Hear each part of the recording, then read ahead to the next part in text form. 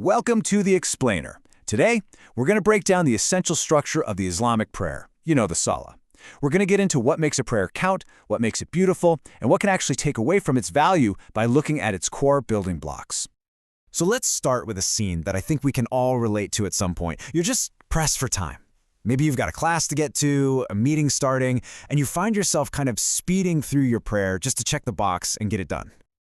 Well, this exact scene brings up a really important question. I mean, sure, he did the motions, but was that prayer even valid? Did it actually count?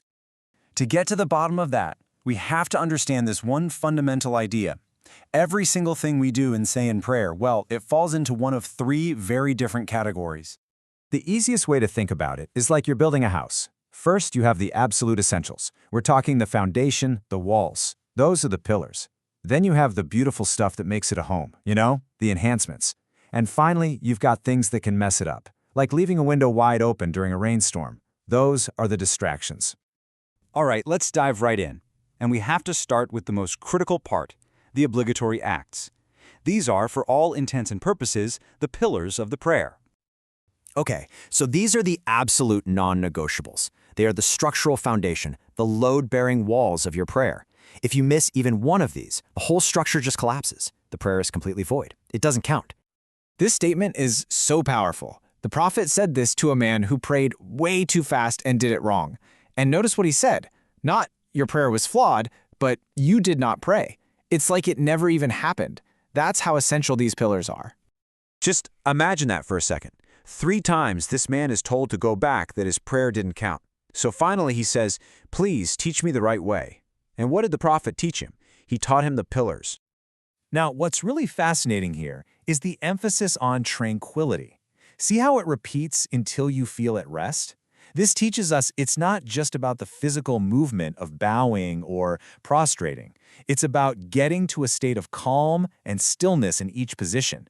Rushing through it completely misses the point of this pillar.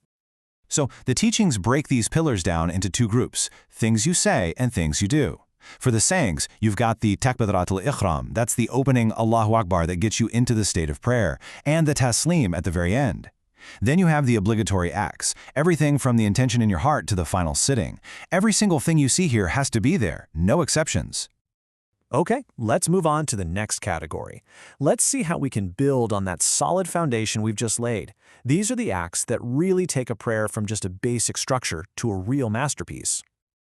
Right, so if the pillars are the foundation and walls, these voluntary acts are the beautiful paint on the walls, the comfy furniture, the garden outside that makes the house feel like a home. They aren't required to keep the house standing, but wow, do they add value and beauty. And here are some of the most common ones that you'll probably recognize. Things like reciting another chapter after Al-Fatiha, or saying the Salawat Ibrahimiyya in the final sitting. Now, the prayer is technically valid without them, but they complete its form and, they seriously increase the spiritual reward. So here it is, the key difference, side by side. If you miss a pillar, like bowing, your prayer is completely invalid. You got to start over. But if you miss a voluntary act, like reciting that second chapter, it does not invalidate the prayer. It still counts, but its perfection and its reward are definitely less.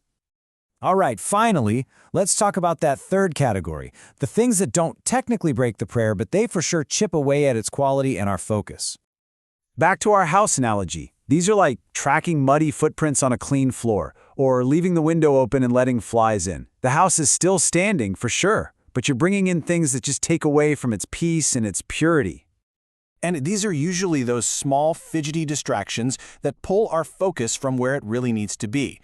From glancing at your phone to cracking your knuckles. They seem minor, but they're really damaging to that state of concentration we're supposed to be in.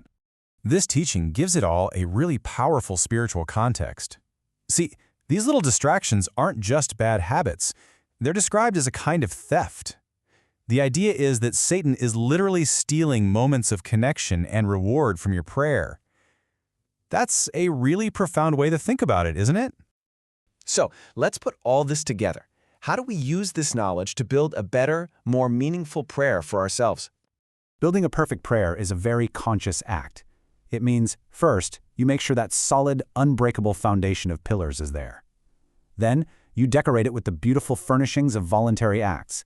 And finally, you protect it by keeping out all those little flaws and distractions that can ruin the whole thing. So now we can circle all the way back to that story from the beginning, and we have a clear answer. That classmate who only prostrated once, he missed an obligatory pillar. His prayer wasn't just rushed or imperfect. According to these rules, it was fundamentally incomplete. It was invalid. And at the end of the day, this is what it's all about. It's not about being a robot or getting lost in the tiny details. It's about making sure the effort we put into this core act of worship is actually accepted, that our connection is strong, and that we find that state of peace that the Prophet showed us. So as we wrap up, the question for all of us isn't about changing everything overnight. It's just about taking one small step.